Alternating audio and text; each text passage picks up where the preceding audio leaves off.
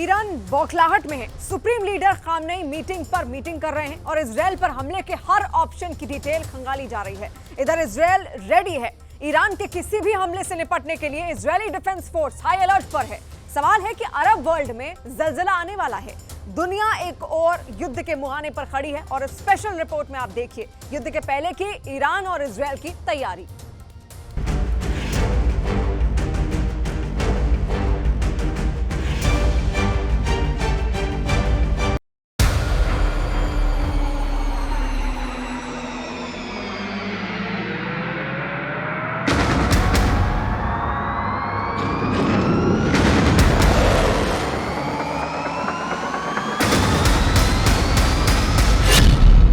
Iran करेगा Israel पर direct attack.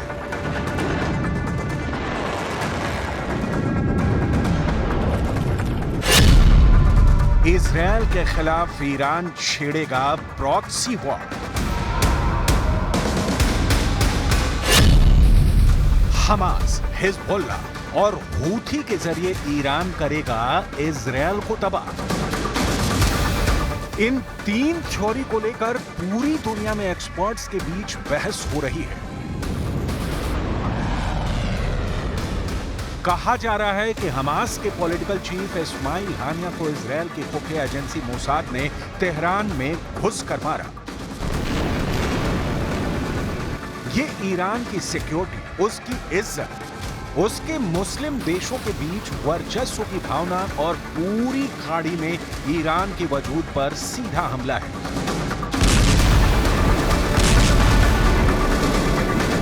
लिहाजा ईरान इजरायल को मारेगा, लेकिन कैसे मारेगा, ये बड़ा सवाल है। मतलब काउंटडाउन शुरू हो चुका है। अरब वर्ल्ड में उठने वाला है बारूदी जलजला।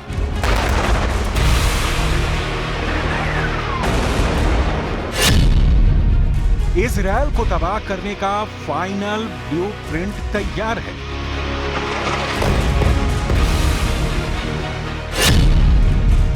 इजरायली फौज गाजा छोड़कर भागेगी। इजरायल की कैपिटल तेल अवीव और बड़ा शहर हाइफा में हाहाकार। भले ही इजरायल ने खुले तौर पर इस्माइल हानिया की हत्या की जिम्मेदारी नहीं ली है, लेकिन ईरान और हमास का दावा है कि हमास चीफ की मौत के पीछे इजरायल का हाथ है। ईरान के सर्वोच्च नेता अयतुल्ला अली खामनेई ने इजरायल पर हमला करने का आदेश जारी किया है। ईरान की सर्वोच्च राष्ट्रीय सुरक्षा परिषद की एक आपातकालीन बैठक में आदेश दिया गया। हालांकि इजरायल पर ईरान की ओर से होने वाले हमले के प्रति सजग, सावधान और सचेत है, जिसकी डिटेल आपको आगे दिखाएंगे कि इजरायल ने ईरान से निपटने की कैसी प्लानिंग की है। लेकिन अभी हानिया की मौत से बौखलाए ईरान की इजरायल पर हमले की तैयारी की डिटेल। ईरान के सामने चुनौती है कि अगर वो इजरायल पर सीधा हमला करता है तो आग भले ही इजरायल में लगेगी, लेकिन धुआं वॉशिंगटन डीसी तक पहुंचेगा। अमेरिका इजरायल को गाजा में एक्शन सोच विचार कर लेने की सलाह देता रहा है, लेकिन ईरान के सीधे हमले की सूरत में अमेरिका खुलकर इजरायल के साथ खड़ा होगा और इजरायल अमेरिका के साथ निपटना ईरान के लिए बहुत मुश्किल खड़ा कर सकता है। सीधे हमले की सूरत में होगा पहला, अमेरिका को इजरायल के खिलाफ युद्ध मैदान में आना होगा। दूसरा, रूस ईरान का साथ देगा या नहीं, इस पर अब तक सस्पेंस बना हुआ है। तीसरा, अमेरिका के मैदान में आने के बाद ईरान का साथ मुस्लिम देश देंगे या नहीं, इसकी गारंटी नहीं है। I had a very direct meeting with Prime Minister today, and very direct. We have the basis for a ceasefire. He should move on it, and they should move on it now. Iran Israel पर direct हमला करता है तो यह Israel के प्रधानमंत्री Benjamin Netanyahu के लिए प्रतिकूल नहीं, अनुकूल होगा। नेतन्याहू लंबे समय से इच्छा रखते हैं कि अमेरिका ईरान के खिलाफ खुलकर इजरायल का साथ देते खड़ा हो। अमेरिका इससे बचता रहा है क्योंकि उसका मकसद इजरायल से सिर्फ दोस्ती निभाना नहीं बल्कि मध्य पूर्व में अपना वर्चस्व कायम रखना भी है। अमेरिका ईरान के खिलाफ युद्ध छेड़ता है तो रूस या कतर या तुर्की जैसे देश ईरान के साथ खड़े हो सकते हैं। तब युद्ध ईरान इजरायल भर का नहीं रह जाएगा। यही वजह है कि ईरान इजरायल से दो हाथ करने पर बार बार विचार कर रहा है। ईरान के सामने दूसरा विकल्प है प्रॉक्सी वॉर। इजरायल को इस दफा ईरान और उसके प्रॉक्सी मिलिशिया की ओर से संयुक्त हमला देखने को मिल सकता है। मतलब ईरान सीधा हमला नहीं करे, लेबनान में हिजबुल्ला और गाजा में हमास को समर्थन देकर हमले तेज करवा सकता है। इसके साथ ही ईरान यूएवी और क्रूज मिसाइलों का इस्तेमाल इजरायल के खिलाफ कर सकता है, जैसे ईरान इसी साल अप्रैल में कर चुका है। इससे होगा ये कि ईरान इजरायल से आमना सामना करने से बच सकता है और ये नीति मुस्लिम देशों की इजरायल को नेस्तो नाबूद करने की रिंग ऑफ फायर पॉलिसी को भी सपोर्ट करती है। ईरान में मीटिंग पर मीटिंग हो रही है। सुप्रीम लीडर अयतुल्ला खामनेई से लेकर टॉप कमांडर प्लानिंग पर 24/7 एक्शन में है। इजरायल के खिलाफ हमले के हर विकल्प पर विस्तार से चर्चा हो रही है। ईरान इजरायल पर हमला करने के लिए जिस तीसरे विकल्प पर विचार कर सकता है वो हमास, हिजबुल्ला और हूथी के साथ मिलकर इजरायल पर हमला। कहा जा रहा है कि ये ईरान की इजरायल पर हमले की सबसे सटीक और सधी हुई पॉलिसी होगी। इजरायल के रक्षा मंत्रालय के सूत्रों के मुताबिक ईरान अपने प्रॉक्सी, हमास और हिजबुल्ला और समुद्र में हूथी विद्रोही ग्रुप का इस्तेमाल करके इजरायल पर हमला कर सकता है। इजरायल के रक्षा मंत्रालय के सूत्रों के मुताबिक खुफिया रिपोर्टों के मुताबिक ईरान की ओर से सीधे या प्रॉक्सी के माध्यम से कुछ हमले हो सकते हैं। ईरान इन चरमपंथी गुटों को प्रतिरोध की धुरी कहता है। इजरायली न्यूज पोर्टल यरूशलम पोस्ट की रिपोर्ट के मुताबिक ईरान ने इराक और यमन में बैठे चरमपंथी संगठनों से इजरायल के खिलाफ हमले तेज करने को कहा है।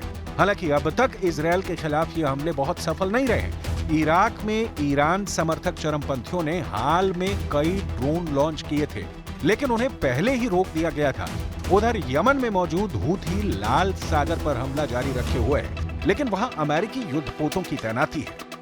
लेकिन इसमें कोई दो राय नहीं कि लेबनान में जहां ईरान के रिवॉल्यूशनरी गार्ड्स की तैनाती है, वहां से ईरान इजरायल के खिलाफ बड़ा एक्शन ले सकता है। हमास के पॉलिटिकल चीफ इस्माइल हानिया के अलावा हिजबुल्ला कमांडर फुआद शुकर को भी बेरूत में एक हवाई हमले में मार दिया गया है। कुछ घंटों के भीतर शुकर और हानिया की मौत ने ईरान और हिजबुल्ला को भड़का दिया है। हमले के अंदेशे को देखते हुए कई एयरलाइंस ने इजरायल और लेबनान के लिए उड़ानें रद्द कर दी हैं और कई देशों ने अपने नागरिकों से तुरंत इस क्षेत्र को छोड़ने के लिए कहा है। हिजबुल्ला के खिलाफ इजरायल बहुत तेज भड़का हुआ है। नेतन्याहू गोलन हाइट के हमले के बाद पब्लिकली हिजबुल्ला को मटिया मेज करने की कसम खा चुके हैं। इजरायली दावों के मुताबिक गोलन हाइट्स के फुटबॉल मैदान में 10 से 20 साल के बच्चे फुटबॉल खेल रहे थे। ठीक उसी वक्त हिजबुल्ला ने पहले रॉकेट से हमला किया और फिर एक हमला ड्रोन से किया। हमला होते वक्त खतरे वाले सायरन तो जरूर बजे, लेकिन इजरायली सायरन इतनी देर से बजे कि बच्चों को भागने का मौका भी नहीं मिला। उस वक्त फुटबॉल मैदान में 100 से ज्यादा लोग मौजूद थे। हिजबुल्ला के इस हमले ने इजरायली सेना को हिला कर रख दिया है। मौके पर मौजूद 12 लोग मारे गए, जिसमें बच्चे और किशोर शामिल हैं। मुस्लिम ब्रदरहुड के नाम पर यमन के हूथी, हमास और हिजबुल्ला ही नहीं, अरब वर्ल्ड के दूसरे देश भी ईरान का साथ दे सकते हैं, जिसमें तुर्की सबसे बड़ा है। लेकिन जो इतिहास जानता है उसे पता है कि 1967 की जंग में इजरायल ने अकेले ही कैसे मुस्लिम देशों के गठजोड़ को तहस नहस कर दिया था। इजरायल अब की बार भी तैयार दिख रहा है। इजरायल सुरक्षा परिषद ने बैठक में खामनेई की खुली धमकी के बाद तेल अवीव और हाइफा में अपने सैन्य अड्डे मजबूत करने का आदेश दिया है। ईरान और इजरायल की अदावत बहुत पुरानी है। दोनों देशों के बीच छिटपुट शोले तो भड़कते रहते हैं, लेकिन इस बार जैसा दिख रहा है उससे आशंका तेज है कि दोनों के बीच युद्ध के शोले भड़क उठे, जिसका नतीजा होगा अरब वर्ल्ड में खून, लाशें, चीखें, मातम और सन्नाटा, दुनिया पर एक और युद्ध का बोझ।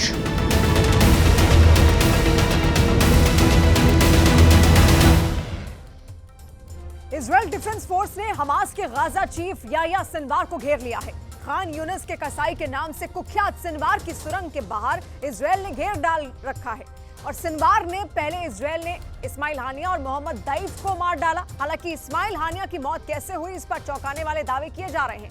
हानिया को रिमोट कंट्रोल बम से उड़ाने की नई जानकारी सामने आई है। तेहरान के सबसे सुरक्षित इलाके में मोसाद एजेंट ने 2 महीने पहले बम प्लांट कर दिया था। स्पेशल रिपोर्ट में देखिए हानिया की मौत का थ्रिलर एपिसोड।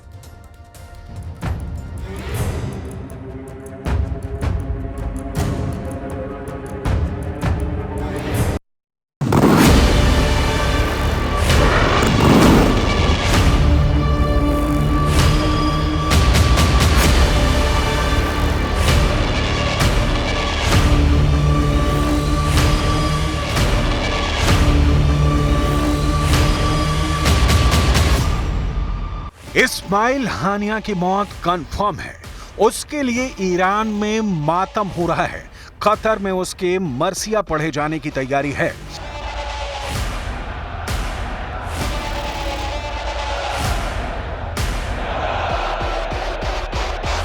हानिया की कब्र भी खुद रही है, लेकिन हमास के सबसे बदनाम सरगना की मौत कैसे हुई, इस पर अब भी सस्पेंस है।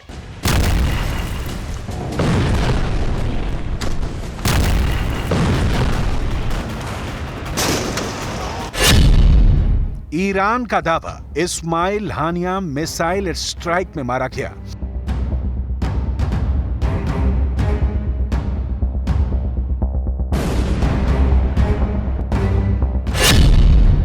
अमेरिका का दावा, इस्माइल हानिया रिमोट बम से उड़ाया गया।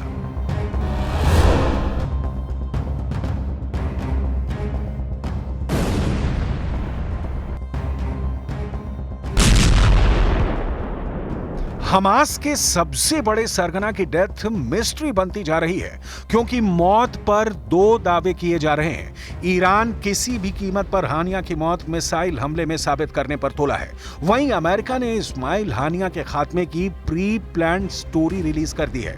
सुपर पावर ने हानिया के रिमोट बम से उड़ाए जाने का पूरा ऑपरेशन खोलकर रख दिया है।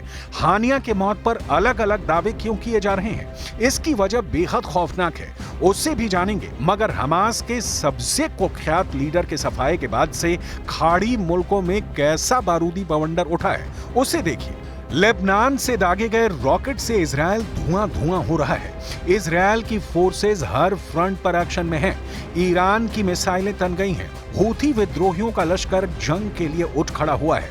इजरायल के हर दुश्मन उस पर टूट पड़ने के लिए उतावले हैं। मगर इस्माइल हानिया को जैसे मौत के घाट उतारा गया है, वो इजरायल के दुश्मनों की सोच से परे है और मोसाद एजेंट्स के कुख्यात कारनामों में ये मिशन टॉप पर आ गया है। सबसे पहले ये जानिए कि हानिया को मौत के घाट कहां उतारा गया। 31 जुलाई 2024 की रात इस्माइल हानिया ईरान की राजधानी तेहरान में था।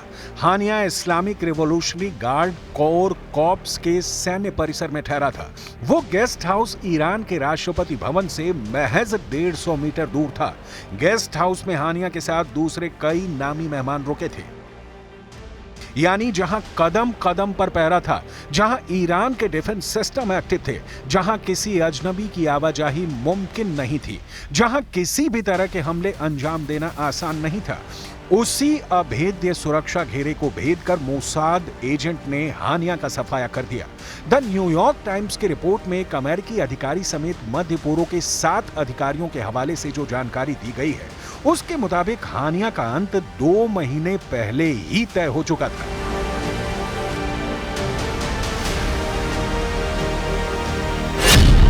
इस्माइल हानिया को मारने के लिए रिमोट बम स्मगल कर तेहरान ले जाया गया। जिस बम से हानिया को उड़ाया जाना था वो एक हाईटेक डिवाइस थी जिसमें आर्टिफिशियल इंटेलिजेंस का इस्तेमाल किया गया था। मोसाद एजेंट्स ने 2 महीने पहले यह बम IRGC के गेस्ट हाउस में फिट कर दिया था। बम फिट करने से पहले हानिया की एक एक डिटेल को जुटाया गया था, जिसमें हमास चीफ की हर हरकत, गेस्ट हाउस और कमरा नंबर तक मोसाद को पता था, क्योंकि हानिया जब भी तेहरान गया वो IRGC के गेस्ट हाउस में एक ही कमरे में रात गुजारी थी। मोसाद ने मिशन हानिया सुपर सीक्रेट रखा, यहां तक कि अमेरिका को भी इसकी भनक नहीं लगने दी गई। बम प्लांट करने के बाद मोसाद एजेंट्स ने 2 महीने लंबा इंतजार किया। मीडिया रिपोर्ट्स में दावा किया जा रहा है कि हानिया के साथ ईरान में गद्दारी हुई। मोसाद के डबल एजेंट्स ने उसका खेल खत्म करवाया।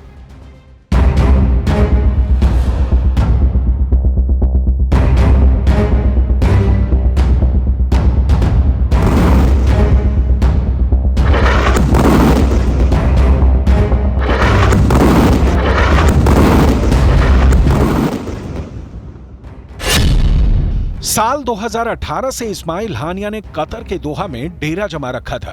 कतर के अलावा इस्माइल हानिया का तुर्की आना जाना लगा रहा था। इसके अलावा इस्माइल हानिया किसी और देश में कदम रखने से बचता था, लेकिन ईरान में नए राष्ट्रपति के शपथ ग्रहण समारोह में हानिया को उसकी मौत ने भुला लिया।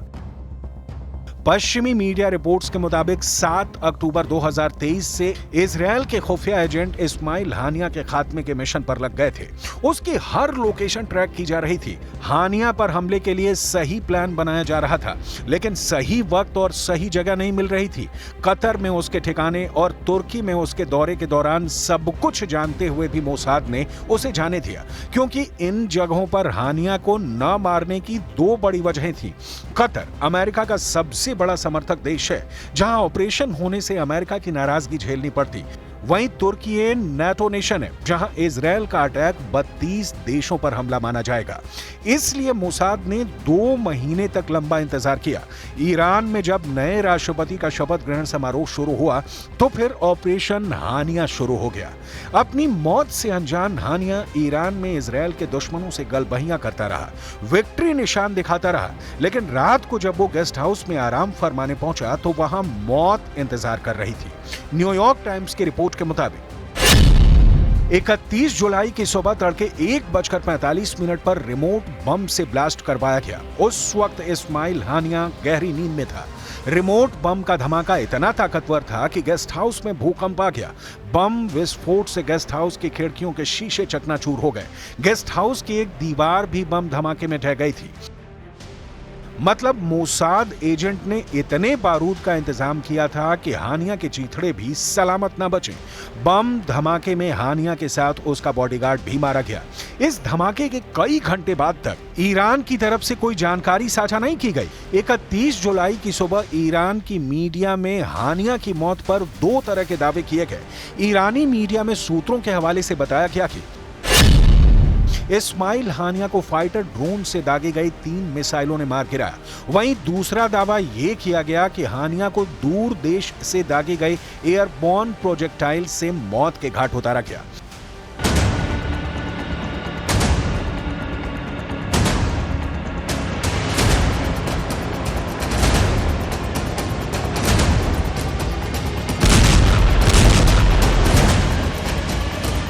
ईरान ने आधिकारिक तौर पर दूसरे दावे को हवा दी, जिसमें ईरान की तरफ से यह साबित किए जाने की कोशिश हुई कि हानिया पर हमला ईरान में दूसरे देश से हुआ। पश्चिमी एक्सपर्ट के मुताबिक ईरान का खुफिया विभाग इसे हवाई हमला बताने में इसलिए लगा है कि ताकि वो एक देश की तरफ से दूसरे देश पर हमला बता सके, जिससे इजरायल पर पलटवार में ईरान को दूसरे देशों का समर्थन मिल सके। वहीं इजरायल ने इस्माइल हानिया के खात्मे में अपना हाथ होने से साफ इनकार कर दिया है। इजरायल ने ईरान में किसी भी तरह के हमले की जिम्मेदारी नहीं ली है। इजरायली रक्षा बलों के प्रवक्ता रियर एडमिरल डैनियल हगारी ने गुरुवार को एक प्रेस कॉन्फ्रेंस में बताया कि मंगलवार की रात इजरायल फोर्सेज ने बेरूत के अलावा मध्य पूर्व में कहीं कोई हमला नहीं किया है। डैनियल हगारी ने यहां तक कहा कि अगर मोसाद ने तेहरान में ऑपरेशन अंजाम दिया होता तो नेतन्याहू को इसका पता होता। मतलब इजरायल हानिया के खात्मे से पल्ला झाड़ रहा है, लेकिन ईरान और हमास समर्थक जितने संगठन हैं, सबने इजरायल से बदले का ऐलान कर दिया है। हालांकि ईरान में हानिया की मौत से ईरानी सुरक्षा तंत्र की कलाई भी खुल गई है। साथ ही ये फिर साबित हुआ है कि मोसाद एजेंट अपने दुश्मन को किसी भी कीमत पर जिंदा नहीं छोड़ते। इजरायल के सबसे खूंखार खुफिया एजेंट की नई हिट लिस्ट भी तैयार है। हमास के टॉप लीडर का जैसे जैसे सिलेक्शन होगा, मोसाद एजेंट बारूदी मिशन ऑन कर देंगे। दूसरी यूक्रेन युद्ध के खात्मे की स्क्रिप्ट क्या पुतिन ने लिख दी है? 2 साल से ज्यादा वक्त से जारी जंग में बहुत बड़ा ट्विस्ट आ गया है। एक मुल्क के चुनावी नतीजे यूक्रेन और रूस की लड़ाई पर फुल स्टॉप लगा सकते हैं। हालांकि युद्ध का खात्मा जेलेंस्की के भारी नुकसान पर होना तय है।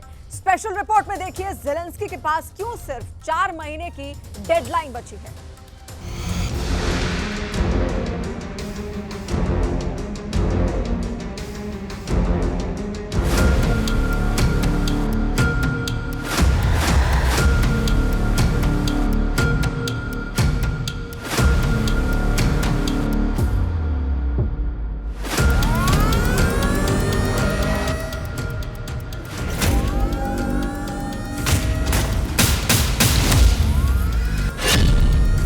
नाटो से मिल रहे 2 गुने हथियार, जंग के महीने बचे 4।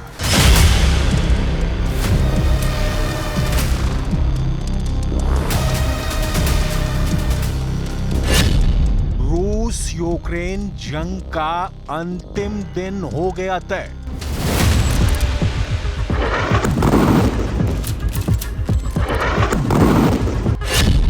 ट्रंप बताएंगे रूस यूक्रेन जंग का नतीजा।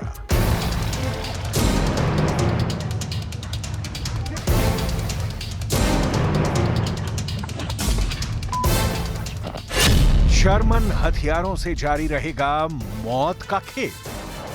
रूस और यूक्रेन के बीच 2 साल से ज्यादा वक्त से चल रही जंग का अंत अब निकट है।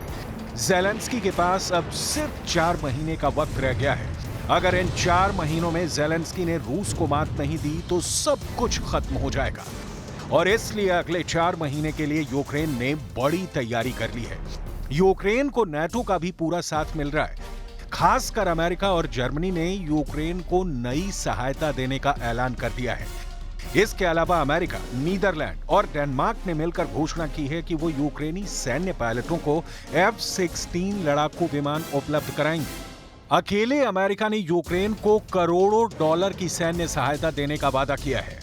अमेरिका ने यूक्रेन के लिए 22.5 करोड़ डॉलर के नए सुरक्षा पैकेज की घोषणा की।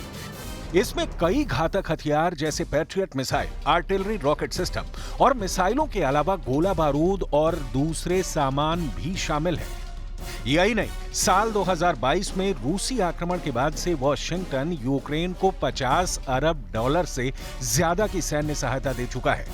अमेरिका और नाटो की मदद से यूक्रेन अब रूस पर आखिरी चढ़ाई करने की तैयारी में जुट गया है। जेलेंस्की को मालूम है कि अगर यूक्रेन इस 4 महीने में रूस के कब्जे से अपने इलाके नहीं छुड़वा पाया तो फिर बहुत देर हो जाएगी। फिर हमेशा के लिए यूक्रेन के कुछ हिस्सों से अपना दावा छोड़ना पड़ेगा। Since Russia opened a new front in Kharkiv, the front line and the borderline is more or less the same. So the only way to hit military targets, missile launchers or airfields which are conducting attacks against Ukraine is to hit military targets on Russian territory because the front line and the borderline is more or less the same.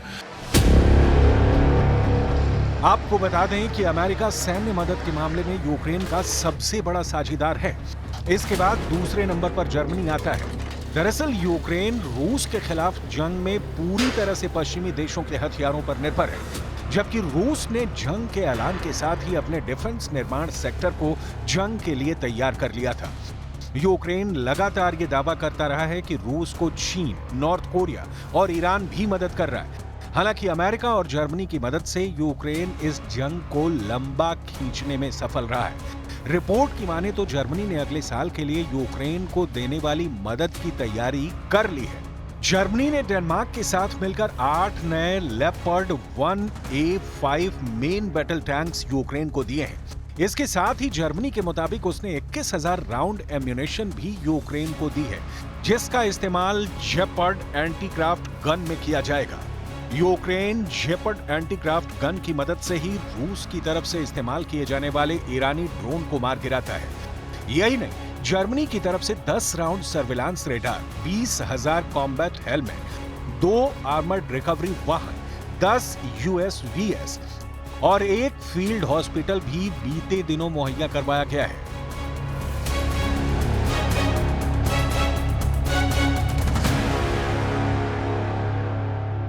Ну, о чем мы говорим? Поставки идут военной техники, тяжелой техники. Сейчас рассматривается вариант поставки самолетов. Собственно говоря, вот сегодня я уже говорил о том, что там на одном участке предпринимаются попытки атак силами 2 рот при поддержке 5 танков. На другом участке тоже 1,5 роты. यानी America और Germany की तरफ से Ukraine को हर संभव सहायता मिल रही है, लेकिन सबसे बड़ा सवाल यह उठ रहा है कि जर्मनी तो ठीक है, लेकिन अमेरिका की तरफ से यह सहायता कब तक मिलती रहेगी? अमेरिका में अगले 4 महीने में राष्ट्रपति के चुनाव हैं, जो आसार दिख रहे हैं। अगर ट्रंप ने चुनाव में जीत हासिल कर ली तो ज़ेलेंस्की और यूक्रेन के लिए मुश्किलें बढ़ जाएंगी, क्योंकि हाल ही में अपने ऊपर हुए हमले के बाद ट्रंप की बात ज़ेलेंस्की से हुई थी। उस बातचीत का जिक्र करते हुए ट्रंप ने कहा था कि मैं अमेरिका के अगले राष्ट्रपति के तौर पर दुनिया में शांति लाऊंगा और युद्ध को खत्म करूंगा, जिसने कई जिंदगियां ली हैं और अनगिनत परिवारों को तबाह किया है। रूस यूक्रेन साथ आएंगे और डील पर बातचीत करेंगे, जिससे हिंसा खत्म होगी और समृद्धि का रास्ता खुलेगा।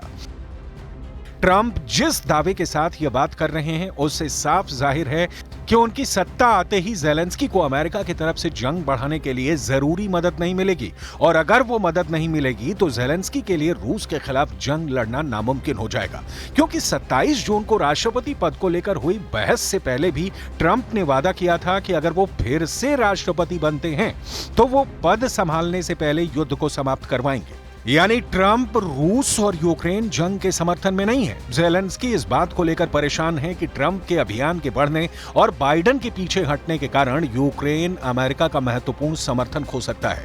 ट्रंप की सार्वजनिक टिप्पणियां यूक्रेन की रक्षा के लिए अमेरिका के समर्थन की आलोचना करने और उसका समर्थन करने के बीच बदलती रही हैं, जबकि ट्रंप की तरफ से उपराष्ट्रपति पद के उम्मीदवार जेडी वैंस 2022 में रूस के आक्रमण के बाद से यूक्रेन को अमेरिकी सैन्य और वित्तीय सहायता के खिलाफ रहे हैं। यानी ट्रंप और वैंस की जोड़ी ज़ेलेंस्की के लिए मुश्किल बढ़ाने वाली है, और यह बात अमेरिका के मौजूदा प्रशासन ने भी कबूली है।